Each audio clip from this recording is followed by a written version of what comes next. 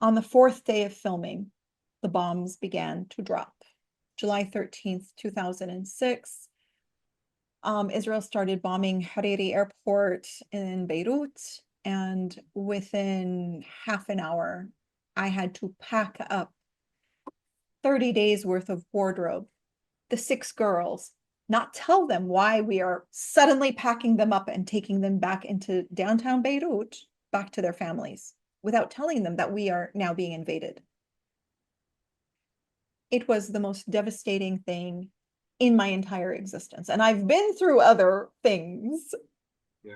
That was the worst. And the worst of it was not that I was afraid of war. I could care less about the bombs. Like, I forced my chauffeur to stop and get a shawarma sandwich, like a street taco, basically, while the street we're on is getting bombed. And I'm like, no, I need a shawarma before I leave Lebanon, because the Armenians in Lebanon really know a different flavor of spicing, and they use paprika and smoked red cayenne, and I want that. So I wasn't afraid of the war.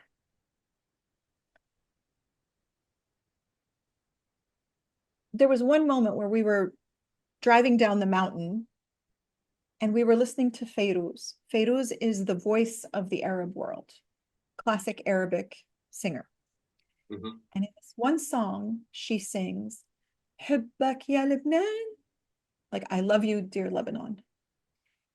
In your wars, in your fires, in your, mines that explode.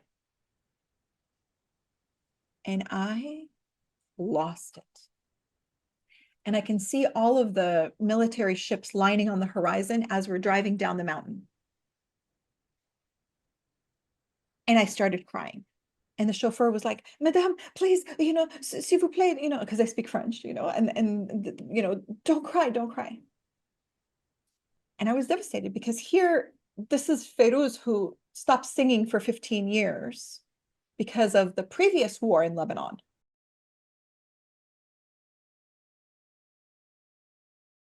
Hello, team.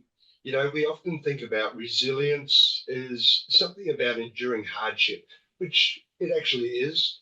But what if we also looked at it as a reinvention opportunity? So, in today's conversation, we explore the extraordinary journey of somebody who turned around displacement, danger, even doubt, and looked at it through the eyes of purpose. So, from exile to entrepreneurship, I'm going to build this up now, Suhan. From exile to entrepreneurship, from trauma to teaching, this is a story of courage, cultural identity, as well as the power of listening, not just to your own dreams, but to the people around you. So I'm very excited to welcome today's guest, Suhan Beck, to our show and to learn so much more. Suhan, welcome to the ET Project. Thank you, Coach Wayne. I appreciate that. Very good. It has been a long time coming, this conversation. I apologize for the false starts on multiple occasions. Nope, So it's nope, great to be here. not your fault. Nope. You've you have a long line of Circassian ancestors, and I know you're extremely passionate about this. So I thought we might start at that point.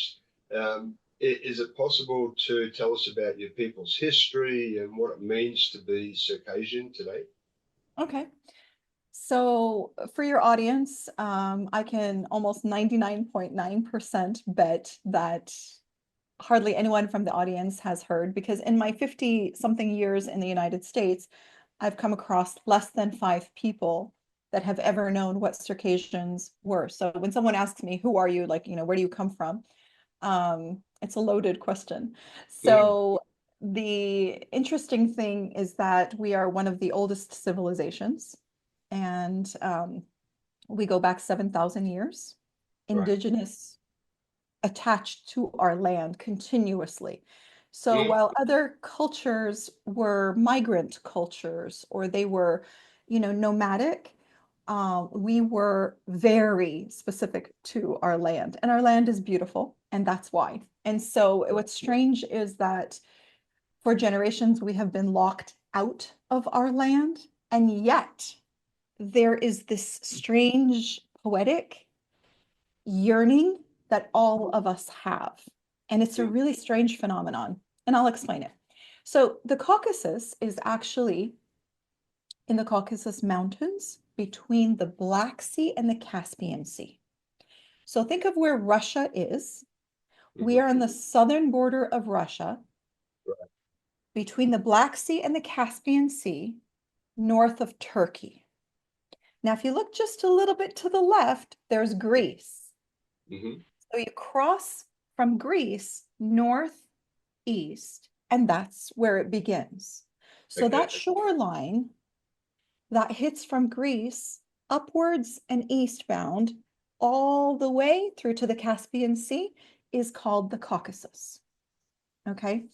And, we've always said the mountains are our only friends because the only thing that we had to defend ourselves with were our mountains. Mount Kazbegi, Mount Elbrus. That whole ridge, which by the way, the largest, tallest mountain in all of Europe is Right. Mount Elbrus. Now, why doesn't anyone know that? Again, it And, adds to and the mystique, right? guilty as charged, I have to say. I had no Yes. idea until you and I connected. May I erase your guilt? Because you're not guilty. Okay, because our history was erased. And that's why I'm so grateful that you, Wayne, have invited me to this opportunity to help,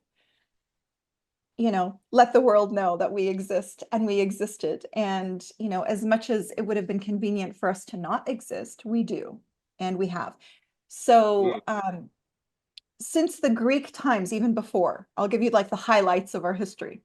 Yeah. Uh, the Greeks would go up on the shores of the Black Sea to the shorelines of what's now Abkhazia, Sochi. If you remember Sochi, if that rings a bell, Mm. Sochi Winter Olympics, right? Well, that basically is the grounds of where the biggest modern genocide happened in European soil in modern times. It was the first and largest genocide before the others that happened. So ours was the first. Um, and so when the Greeks would come up that way, the Spartan heroes and whatnot, what they Mhm. found mesmerized them. And that is what Greek mythology started with. Mm. And the historians started at that point. And so they started creating this mythology around what they found.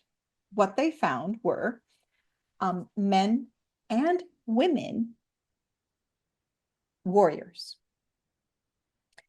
And at different stages of our life cycles, of course, there's a larger population of men and a lesser population of men, depending upon the wars and defending our lands and whatnot. Right. And so at times there may have been a decrease of men, and so the women rose to the occasion and were definitely there to defend our land. Mhm. Um, Something I tell people all the time, and that is that um, the power of war is not hatred. The power of war is love. Right. So what's strange about that is if you have more love for your people, for your land, that is what wins the wars more than hatred. So in our case, we were able to win all the wars. So with the Greeks, they were struggling with us because they saw that we would go berserk. And that word actually comes from Circassian. And we were able to have this rage kind of, tribal thing. Right. So when they would see these women on horses, which is actually the credit to our strength, was we were an equestrian nation. We were one of the first to tame horses. We were the Mm. first to wear pants. And so that concept, and it was because we were on horses all the time. Right. So from 3 years old, you put a girl on a horse, you put a boy on a horse. That is the equalizer of physical strength. But when the Greeks saw that back then, they were so, discombobulated by what they were seeing as women on horses, because that was not a thing, and fighting and being really good at archery and whatnot. Because if you train a girl and you train a boy at archery from a young age, there's equal power and strength.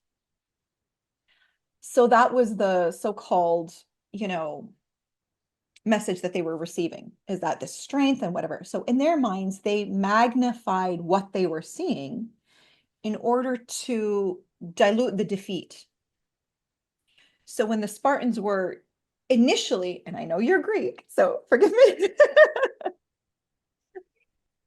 when the Spartans would come, they were too ashamed to say, I got beat up by a woman. So what they did was they magnified our physicality in their mythology to justify the initial losses. Mm. And that is where that concept of Wonder Woman came from. Mm. Remember her golden belt? Yes. And remember how it was part of you know, the thing about stripping her of her superpower was that golden belt. Right. Well, that golden belt to us has our identity written in it. Okay. So just in case we did die in battle, we can be identified by our belt and who our 7 generations of ancestry were, because we are required to know our generational ancestry 7 layers back. So in Right. our belt, we have that. Now think about that Mm. symbolically. Isn't that beautiful? Mm. That It's incredible. stripping her of her belt stripped her of her identity. Mm. And that was her superpower. So that's one of the highlights in history that I think is really romantic, you Very know? much so. Yeah. How, And sorry, what was the population of the whole country um, at that stage? at varying stages, anywhere between 1 million to 2 million. Hmm. Okay. And so, we all had land, we all had mountains, we were mountaineers. Right. And the soil, again, this is another aspect of it. People would ask them, why was everyone at war with you? Well, it's a Mm. strategic location, so it's how the Russian Empire would have loved to conquer the Ottoman Empire, Right. all the way down through Turkey. And then Turkey is as strategic as you can get, you know. Yes. Our soil was very rich agriculturally as well with minerals. Hmm. So the Bronze Age actually began there. Okay. And that allowed us to have some of the best weaponry ever. Mm. So hundreds of years later, thousands of years later, basically, the Russian Empire came to be. And they realized that this land was so rich. The Right. Caspian Sea until today has one of the best oil reserves. Condoleezza Rice, George Bush, they went back there after Alfred Nobel had exhausted the first 100 years worth of supply. Hmm.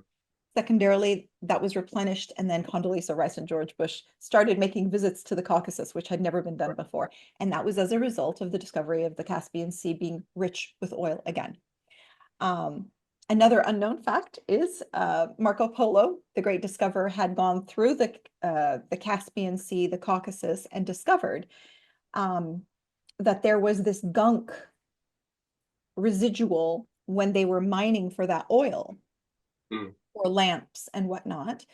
And he had noted in his journals that people would take that gunk, that residual gunk, and slap it on their burns and their wounds or their horses' hooves, and they would heal magically.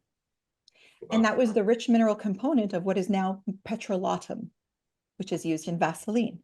Mhm. So the history, again, was taken away from us even though Marco Polo wrote this in the 1400s, petrolatum was discovered in the United States in Pennsylvania, trademarked in the United States. Mm. But it was used, and there's proof that it was used for medicinal purposes back then. And, later, my grandfather used the petrolatum as the base for his skincare medicinal formula, which Right. I launched, and I launched it about 14 years ago, and it went global. Anyway, so going back, so Russia then decided that it wanted that land. Also, there's a lot of mineral hot springs that are very healing. So that's how rich the land is. Like, it is truly healing.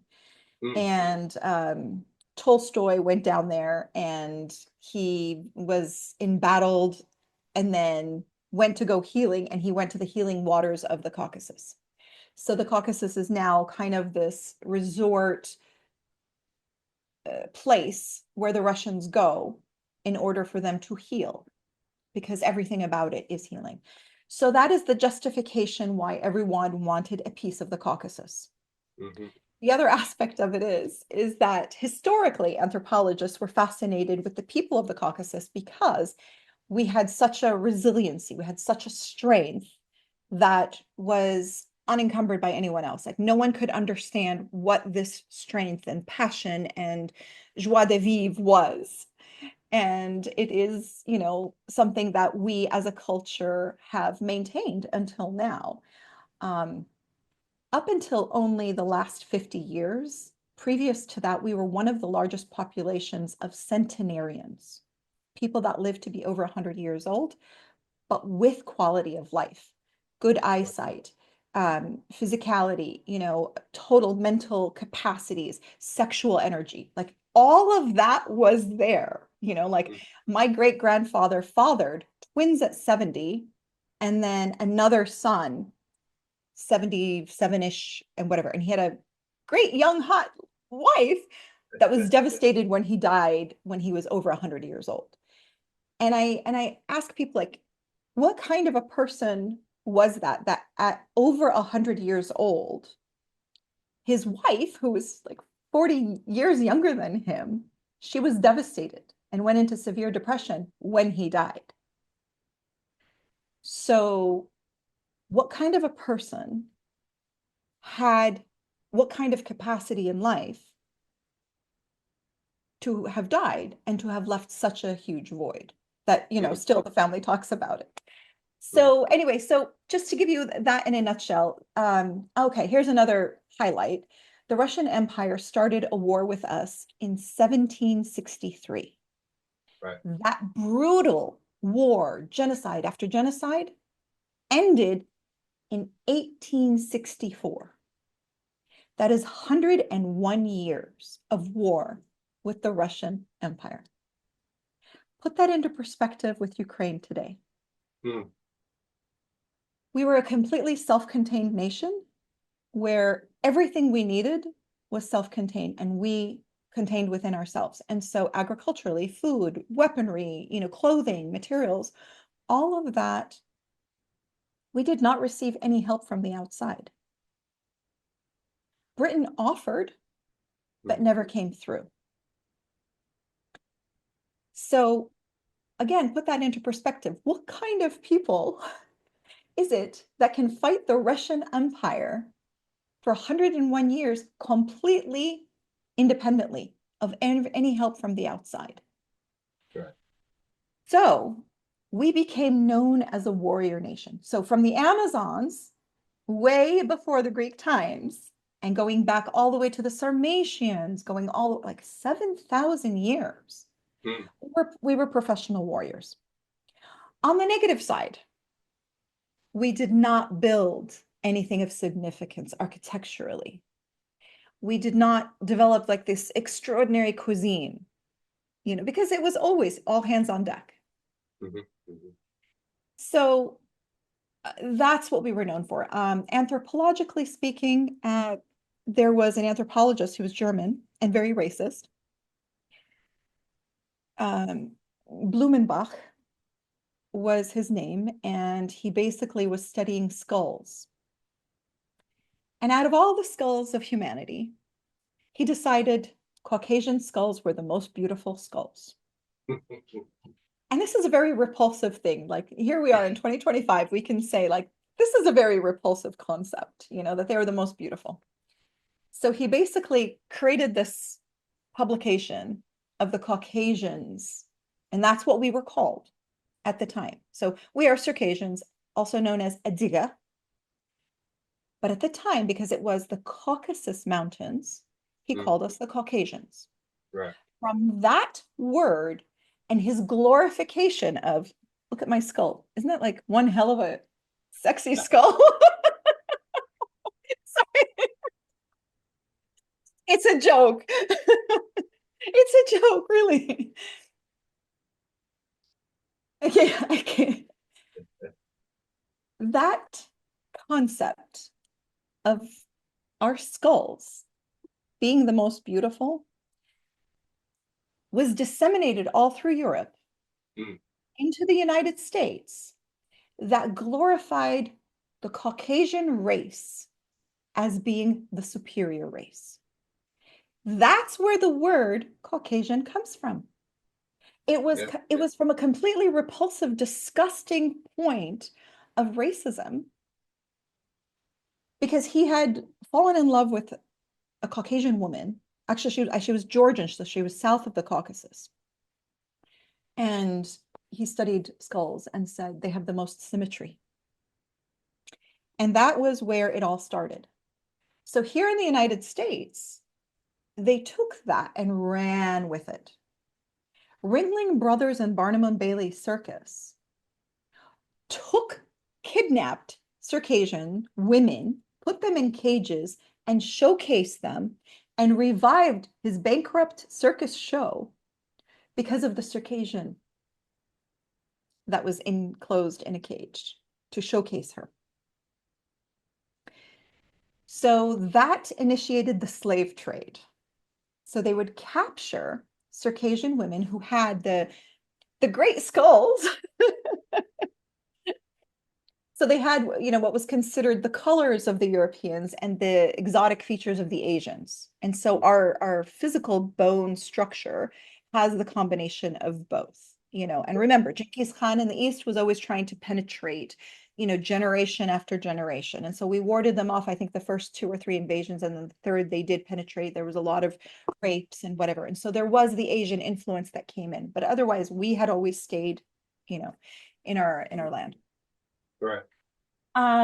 So one of the kidnapped princesses of the Circassians of the Caucasus was a woman who ended up in the Istanbul slave trade, was picked up by an Italian notary.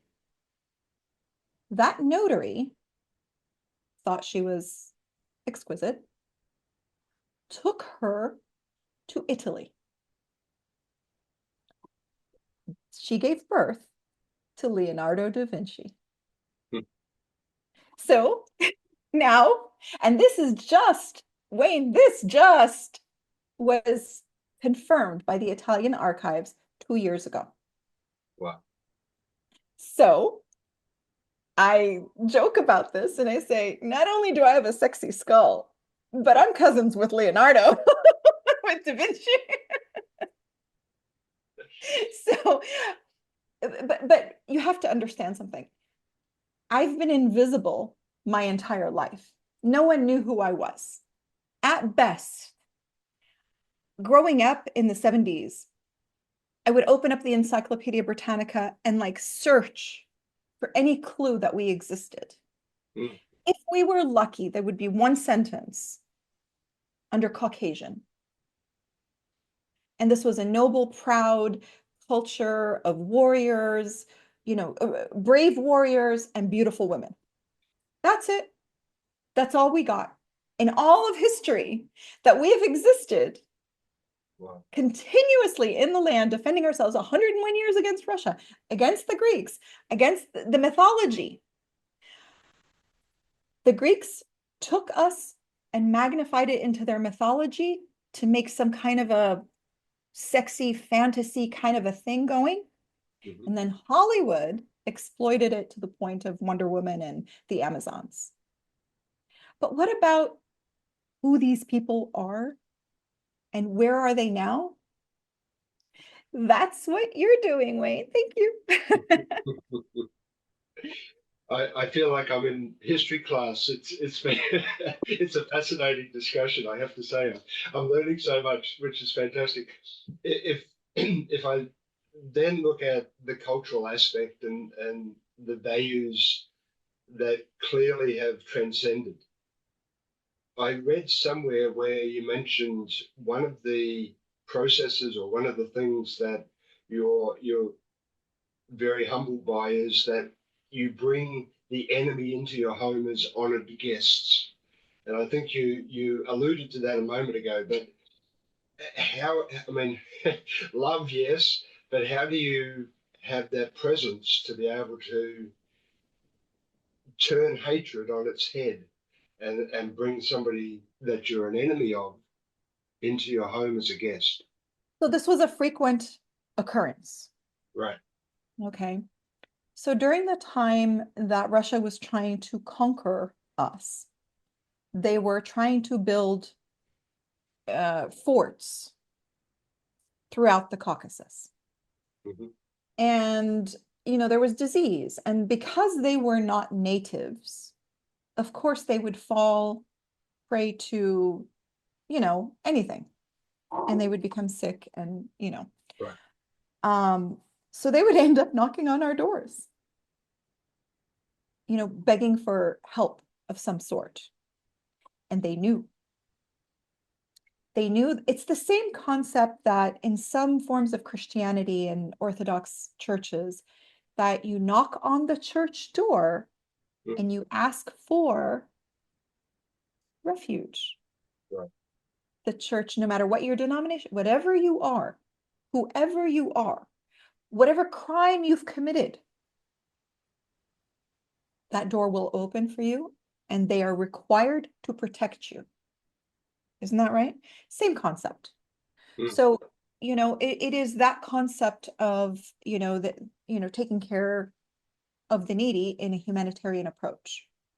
Okay. So we are blinded by the fact of who they are. They are human in need. And I, in a position of power and honor and nobility, the nobility is not something that we associate with blue bloods. Mm. Yes, we had noble tribes, but the nobility was not based on bloodlines. Yeah. The nobility was based on execution of character. So, who of the tribes proved themselves to be worthy became of the noble class. It really was an action-based culture that rose to the occasion. So, whomever of the families, whoever of the tribes exhibited truly the characters that we have, which I have trademarked basically at this point, the H4O, which is honor, honesty, humility, and humanity. Those H4s go into the organization, and the organization is your village. It is your work culture. It is, whatever. So that's what I've coined as the H4O instead of the H2O. And you need those to survive as a community. Organization, community, same. Mm. So yeah, We may need them, but not many of us probably have them. I, I, well,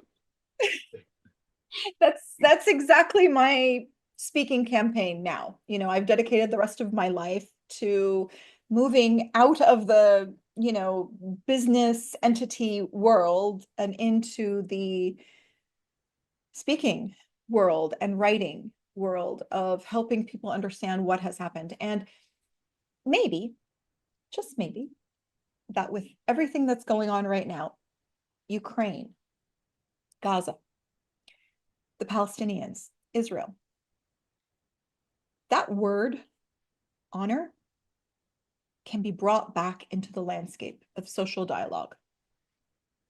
What is it to you, Wayne? Like now I want to ask you, this is your podcast, but I'm going to ask you. What is your definition of honor? You did not meet Suhan. You don't know who Suhan is. Trace back what, 15 minutes now? What is honor to you? You describe it to me. Help me. Uh, for me, it's about the authentic um, existence. So Mhm.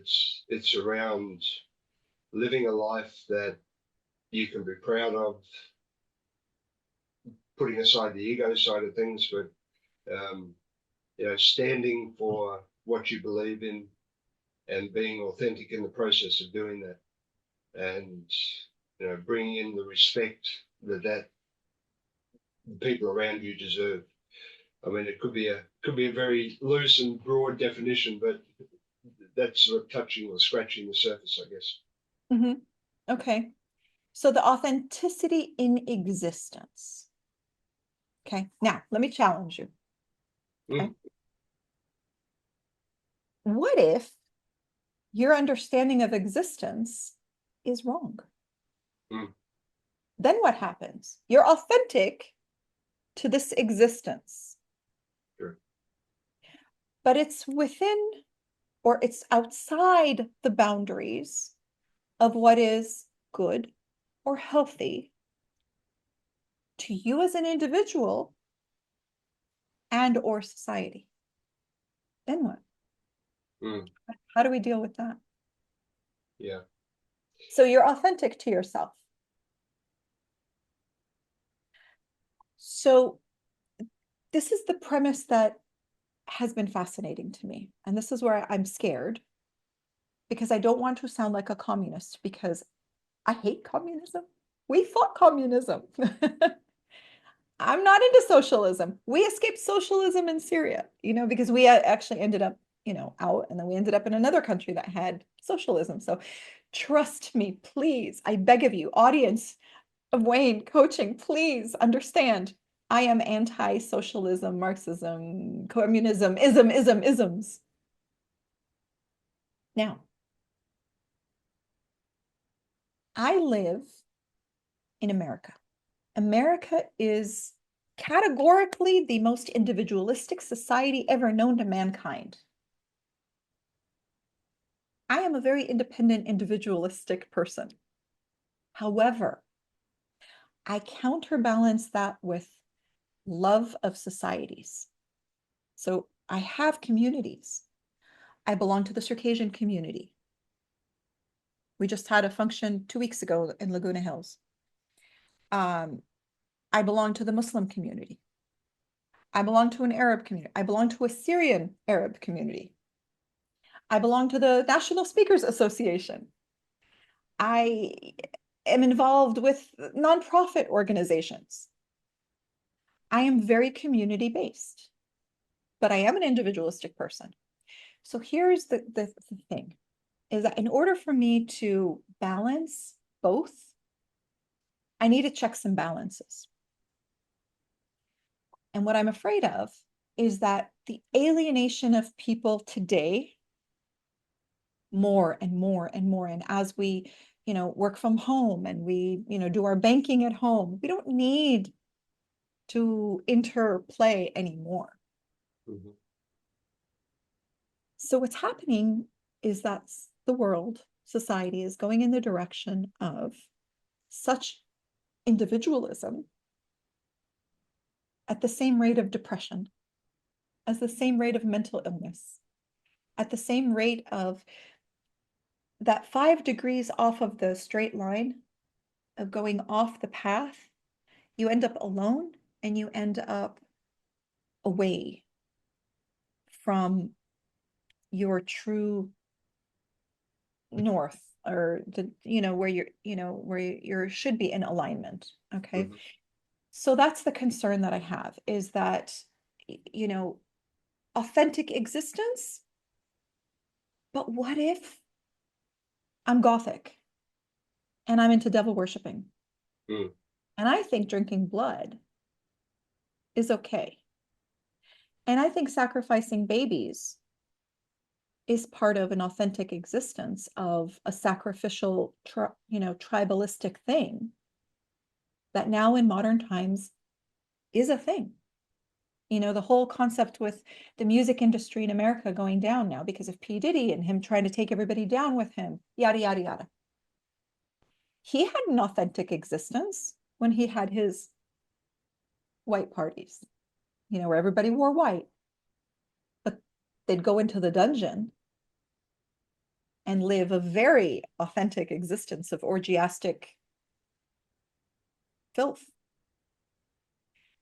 I'm not talking about being a moral police here, okay? But this is where I think it's important for all of us to reconsider this concept of where am I in the playing field of humanity? Am I on the right path? For me individually, yes, honoring my spirit, my true existence of who I am. But what Mm. if I've been indoctrinated into the wrong Kool-Aid swimming pool? I'm drinking and swimming in the wrong swimming pool of some cult. What if I'm, you know, not on that right path? And it seems to me, and I like this has been a rough few months Mm. of discovering the realities and the depth and the darkness of the child pornography and the sex trafficking that is inherent in our government, Mm. our leaders, and all of that. Like it's scaring the zookers out of me, So, that was deep. Sorry. Next question. But it is fascinating. So you're at that point on your journey right at this moment. You've had a life and multiple milestones along the path that have somehow led or shaped you to be where you are now. During your corporate world, did you, or during your corporate life and working in real estate and working with all of these other groups, did you have as strong a um, feeling or a sense of purpose around where you are now at that time? Yes. In fact, I always felt like I was not living my true life. My actually like pure existence. Like I wasn't true to what I needed to be. I've always known I should be a writer. I've always known I should be a speaker. Okay. But my circumstances forced me to be the breadwinner. I had to support the family. I had to go out there. So, I opted for safety. I opted for stability and structure and all of that. And even while I was in those roles, Mm. everyone always told me, like my best friend Ingrid in Seattle, um, we saw a training seminar one day. It was Tony Blake. She was just this cute, bubbly speaker and trainer in property management. And we walked out, and Ingrid says, that should have been you. That was 25 years ago, 30 years ago. And it took this long for me to be authentic to myself. Right. I didn't have the courage to really follow that because this means the world to me. This Mm. is what I know. And of course, that's why, you know, I was afraid of it. Yeah. And so, do you still have your business, Alage, and are you still using the Yes. products and etc.? Yes. Yes. Yeah. So Elage is that petrolatum-based formula that my grandfather took from the Caucasus and developed in the Middle East Hmm. um, for wound care for soldiers in the Ottoman army, the Ottoman army. I launched it, I don't know, 14 years ago, and it became an FDA registered over-the-counter medication, and then it went global. I Hmm. licensed it and made almost no money. So that was an interesting thing, and then I had to take it out of that contract because the licensee was not honorable. They were Mm. trying to steal the formulation and hawk it off into the multi-level marketing, Right. sector. And I, by very, very lucky chance, caught them in a breach of confidentiality agreement. And because of that, I was able to get my company back without going to court, without doing anything. They knew they Mm. were caught red-handed, and it was like, no, and I will not deal with people like that. So I Mm. got my company back. Then I had to wait for, we had hundreds and thousands of jars in every store nationwide, like every Bed Bath and Beyond, every Walmart. Like here in the States, it was major. And then it was going, international. We were filming in Spanish for our Spanish commercial audiences in Latin America as well, and in French for the Canadian audiences. So that was very tough.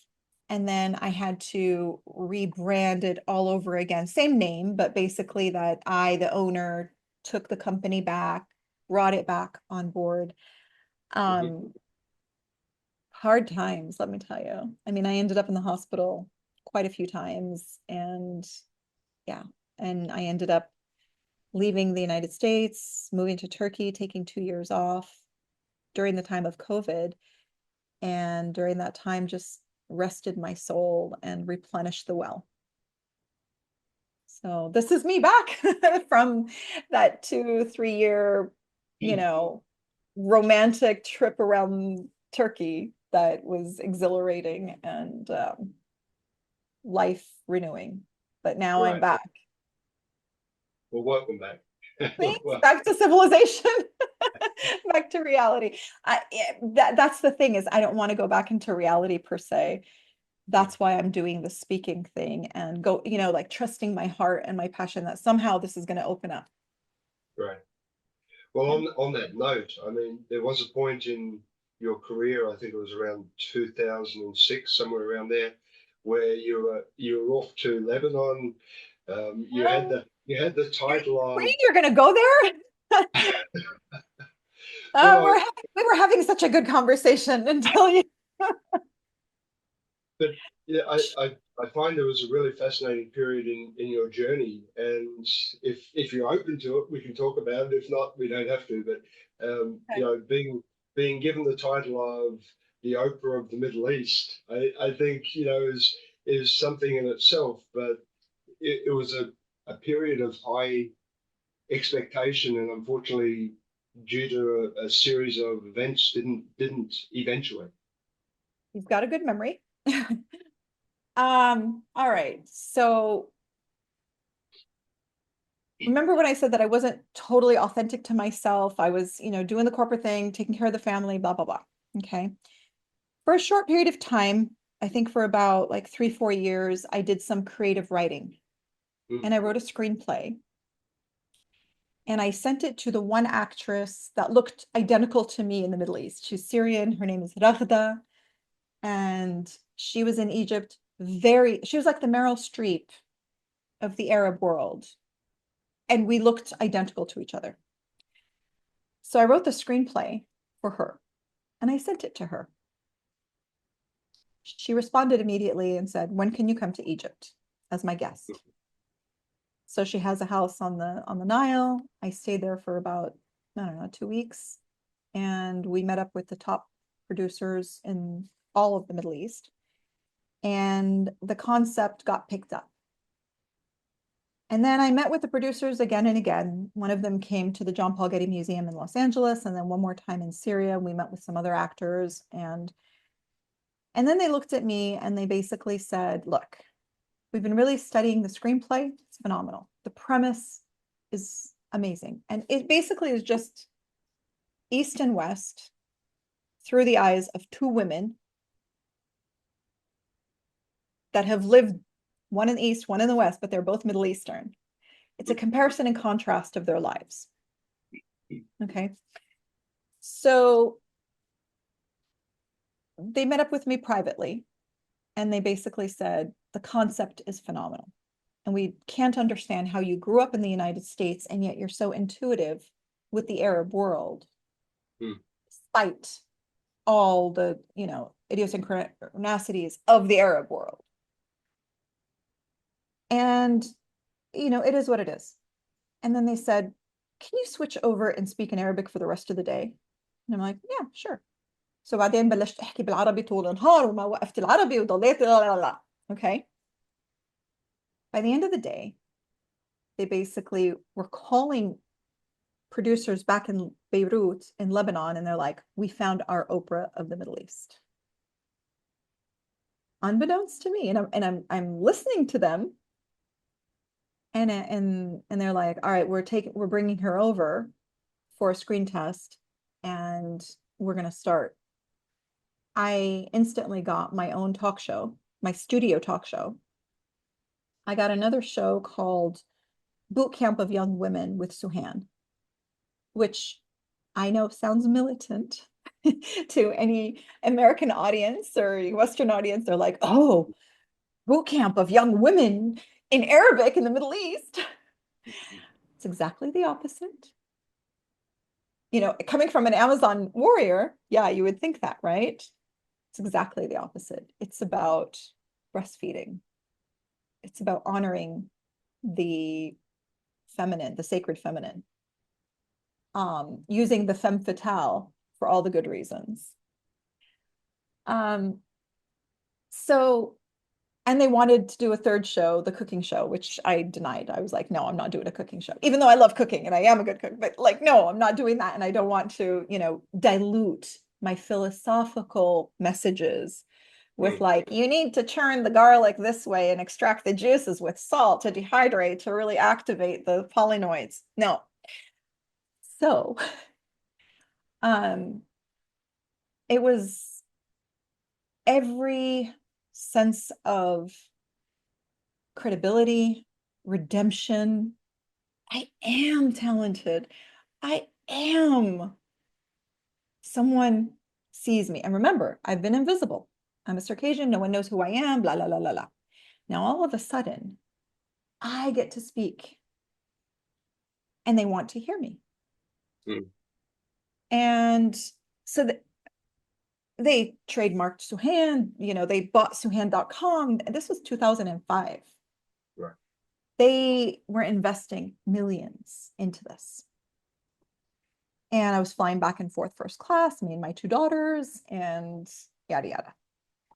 I was working on the 30-day pilot series of the boot camp of young women. So we take 6 girls from the Middle East, all different cross section, Muslim, Christian, the whole gamut. Okay. I take them up into the mountains of Lebanon, and it's kind of like Survivor, but at the same time, like mentor young women, and it's all philosophical, like one particular day I take them to go milk cows. Okay. And these are elite girls having to milk cows. And then I teach them how to make yogurt with that milk. Yogurt is very important because it has probiotics. Because probio means for life in Latin. And yogurt is the food that archaeologists have found Amazon women had in their graves with them when they died, Wow. with their weapons, with their horses. So yogurt was that sacred. So I was teaching these concepts, philosophical, biological concepts to these young girls of how sacred and powerful we were through our milk. You see how symbolically it's like, right? Yeah. See, I am Leonardo da Vinci's cousin. I knew there was a link somewhere, so now I've seen it. Okay, fantastic. So it was a phenomenal production. We had 7 cameramen. So each girl had her own cameraman. I had my own cameraman. Sound engineers, yada, yada, right? It was phenomenal production. On the 4th day of filming, the bombs began to drop. July 13th, 2006. Israel started bombing Hariri airport in Beirut. And within half an hour, I had to pack up 30 days worth of wardrobe, the 6 girls, not tell them why we are suddenly packing them up and taking them back into downtown Beirut, back to their families, without telling them that we are now being invaded. It was the most devastating thing in my entire existence. And I've been through other things. Yeah. That was the worst. And the worst of it was not that I was afraid of war. I could care less about the bombs. Like, I forced my chauffeur to stop and get a shawarma sandwich, like a street taco, basically, while the street we're on is getting bombed. And I'm like, no, I need a shawarma before I leave Lebanon, because the Armenians in Lebanon really know a different flavor of spicing, and they use paprika and smoked red cayenne, and I want that. So I wasn't afraid of the war.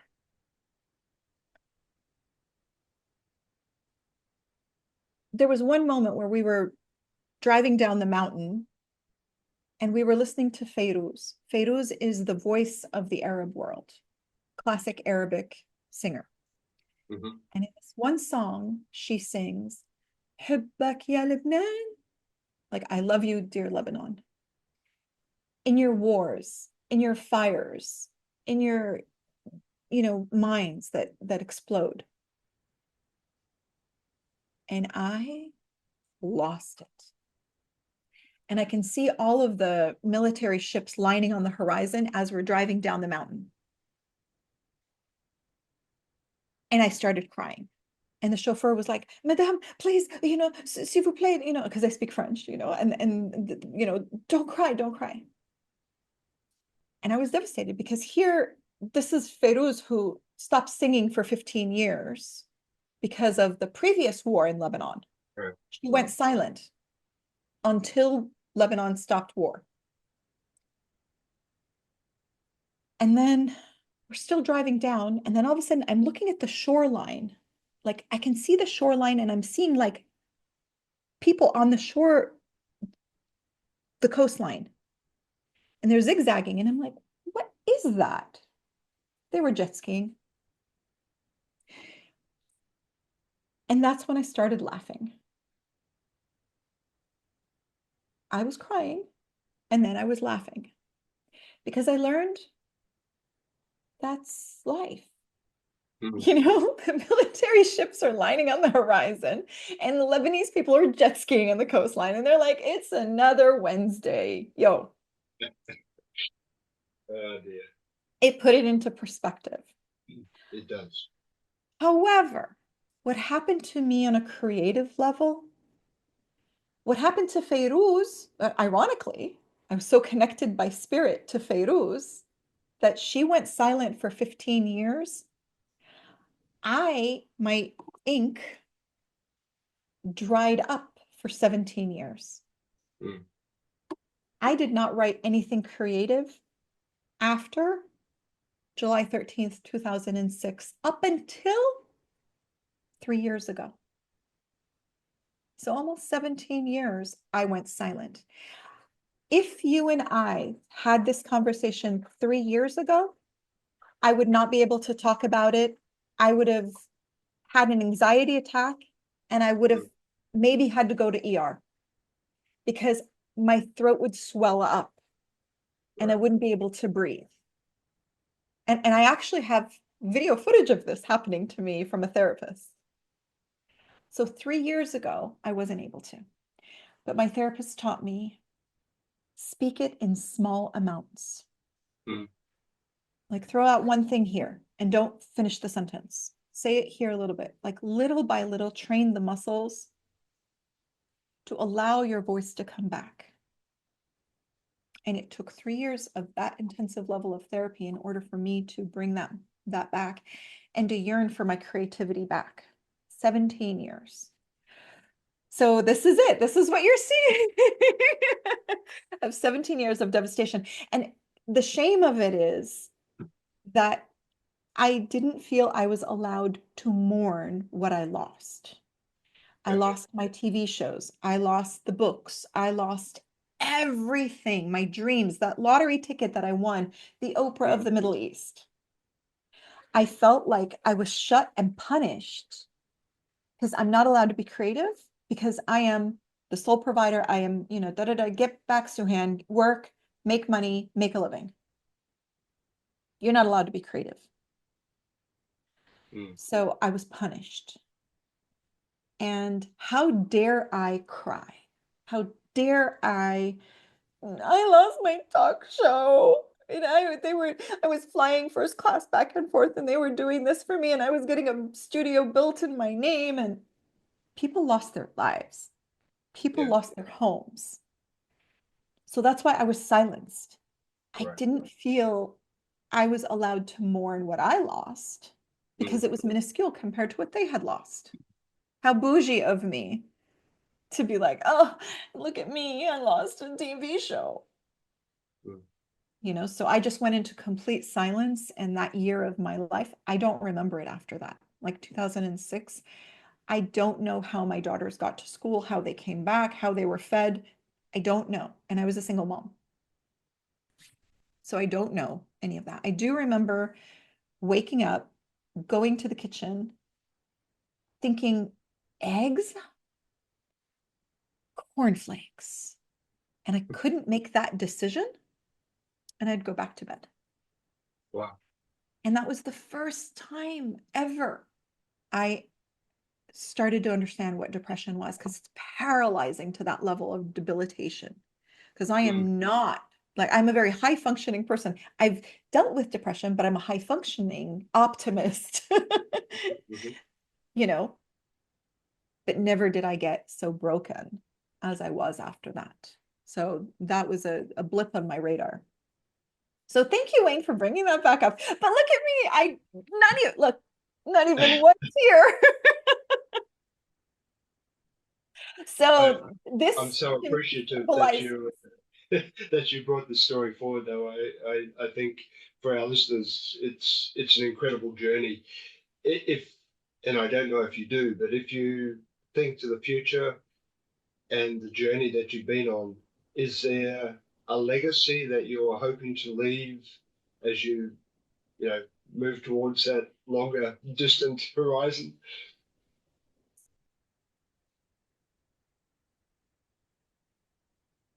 What is honor? Hmm. Let's ask that question. I don't have the answers, because I think honor, and when you mentioned it, I questioned yours. Mm, Someone can question mine too, and mm, I've not been honorable all my life either.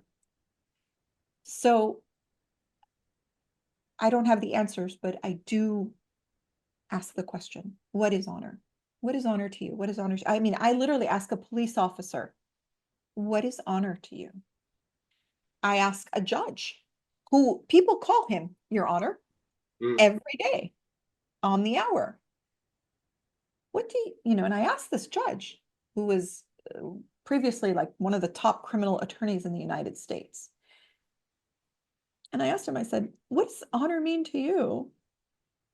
And he said, that is the most difficult thing when I have to protect someone's honor that doesn't deserve, who mm. doesn't know what that word means. So I have to protect someone's honor that doesn't know what it means. And I was like, wow. Yeah. So if I could just spark that conversation and for all of us to ask that, because I think that maybe the next generation of mothers who breastfeed their children can be cognizant of that. So it comes through their milk and it comes through the conversations of, no, Johnny, Mm. that is not an honorable decision.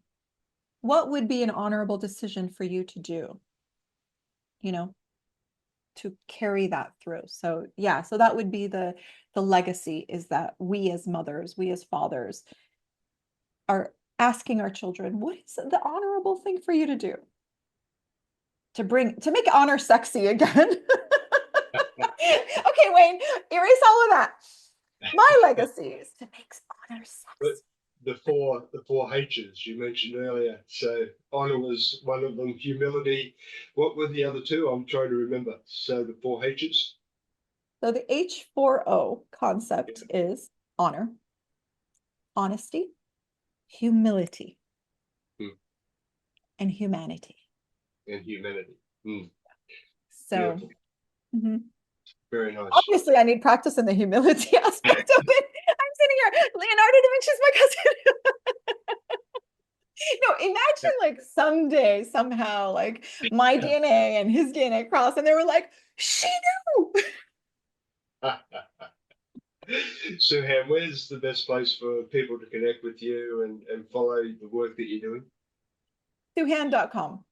Suhan.com. Okay. Yeah. So on Suhan.com, you'll be able to find my company Ilage for the skincare product.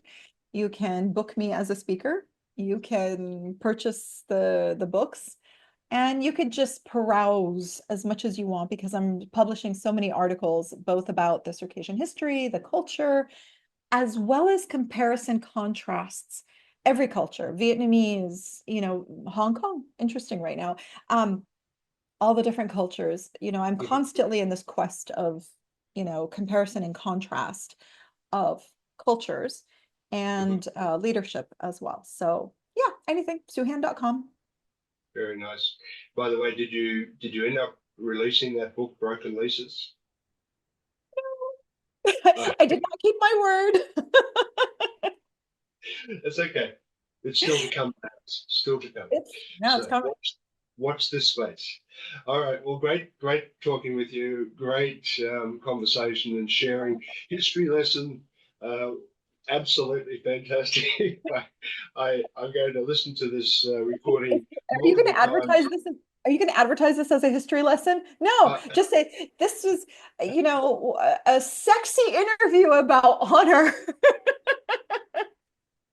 with a person that has the perfect skull. Ah, dear. Okay. Well, Suhan, Symmetrical, thank not you so much. perfect, not perfect, symmetrical. Symmetrical. Okay. All right. Well, thank you so much for being on the show. Really a pleasure. Look forward to staying in contact. Thank you so much. Bye. So what are you waiting for? Hit the subscribe button below and click on the bell icon so I can pop up in your feed occasionally with a great tip for your ultimate growth.